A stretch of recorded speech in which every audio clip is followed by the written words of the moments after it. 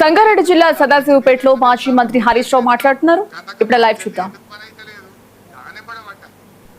కాంగ్రెస్ వాళ్ళు మా పిల్లల్ని పట్టుకపోతున్నారు పోలీసు వాళ్ళు. కాంగ్రెస్ వాళ్ళు చెప్తే మా పిల్లల్ని ఇబ్బంది పెడుతున్నారు. పోలీస్ మా ఉద్యోగులకు ఒకటే చెప్తున్నా, బిడ్డ ఖబర్దార్, మా వాళ్ళని అనవసరంగా పట్టకపోతే నేను ఊరుకునేటోని కాదు, రాసి పెట్టుకుంటున్నా. పింక్ బుక్ ఓపెన్ చేసిన, ఎవడన్నా అన్యాయంగా అక్రమంగా మా బీఆర్ఎస్ కార్యకర్తలు తెరువు వస్తే 2 ఏళ్ల తర్వాత వడ్డీతో సహా మీకు చెల్లించాల్సి వస్తుంది అని హెచ్చరిస్తా ఉన్నా. మర్యాద కొద్ది ఉండండి, అనవసరంగా మా వాళ్ళ తెరువు రాకండి. మేము ఎవరిని ఇచ్చిపెట్టి మంచిగా ఉంటే మంచిగా ఉంటాం, మర్యాద ఇస్తే మర్యాద ఇస్తాం. కానీ అన్యాయంగా అక్రమంగా మీరు కాంగ్రెస్ పార్టీ తొత్తులుగా మారి మా బీఆర్ఎస్ నాయకులు కార్యకర్తల మీద అక్రమ కేసులు పెడితే మాత్రం ఖబర్దార్ అని చెప్పి నేను హెచ్చరిస్తా ఉన్నా. ఎవరు కూడా భయపడద్దు, నేనున్నాను.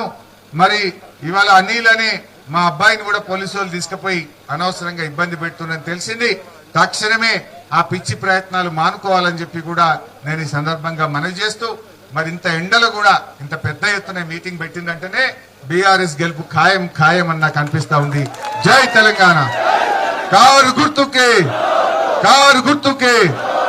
భాయ్ సాబ్ నాకు కోహిర్ పోవాలి, ఆడ వాళ్ళు ఒకటే ఫోన్లు కొట్టుండ్రు. జర స్పీడ్ గా పోదాం, జల్దీ పోదాం, లాస్ట్ పాయింట్ జల్దీ పోదాం. ముझे కోహిర్ जाना है.